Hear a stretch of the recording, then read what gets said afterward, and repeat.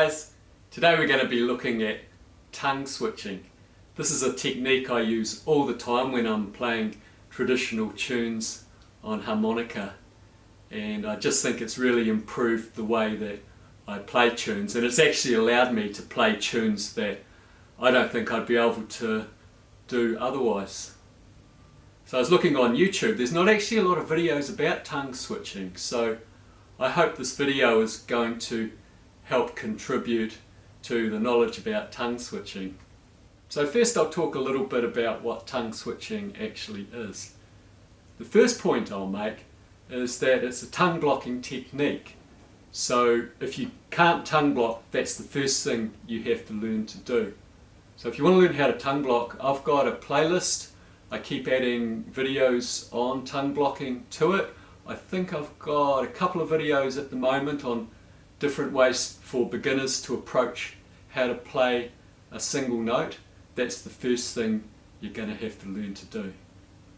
So when you're tongue blocking, you're blowing out one side of your mouth and you're blocking the holes on the other side of the mouth with your tongue and just concentrating on a single hole. So you're blowing out one side.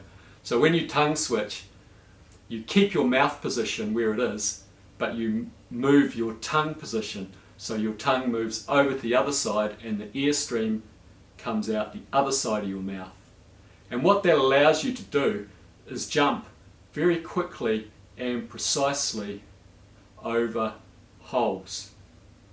You see the technique used in blues music a bit as a kind of warble kind of technique, kind of fluttery warble technique. I'm not sure how often it's used when playing traditional folk tunes. It's just a technique that I stumbled over, so I don't really know other practitioners of it. So I just thought it'd be something really cool to share. The tune I'll be using to demonstrate this technique is the 10-penny bit. So I just did a video on that recently. So if you haven't seen that, check it out. It's this video here. And in the 10-penny bit, there's a jump between 6th draw and 4 draw, and that's when I tongue switch. So there's 6th draw and there's 4 draw.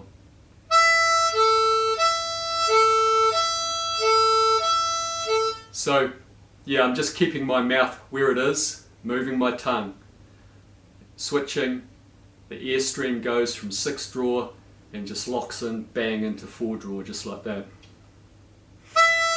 So in the tune it goes like this.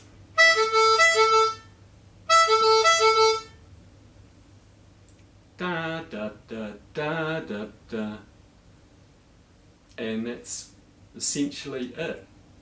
So you might be asking yourself, oh yeah, that's really cool, Nick, but you know, so what? Big deal. Why don't you just jump and not worry about that technique?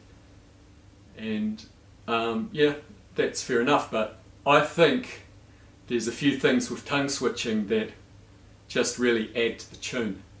The first one is that in situations where I was just demonstrating then in the 10-penny bit, tongue switching is the difference between staccato and legato. And legato, which is what you achieve by tongue switching, is just sounds sweeter. If you don't know what I mean, here's staccato, it's jumpy. It jumps. Here's legato.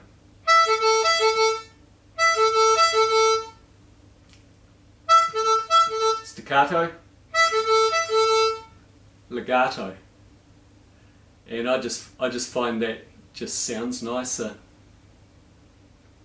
Second thing I'll say, I think, at least in my playing, it gives me a lot more precision.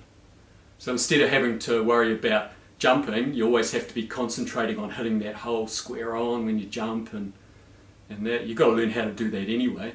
But you know, there's always room for error when you jump like that, so you have to be careful. But I find when I'm tongue switching, maybe it's to do with the shape of my mouth, I'm not sure, but I just find I just get precision. So you can play at speed and have real precision. So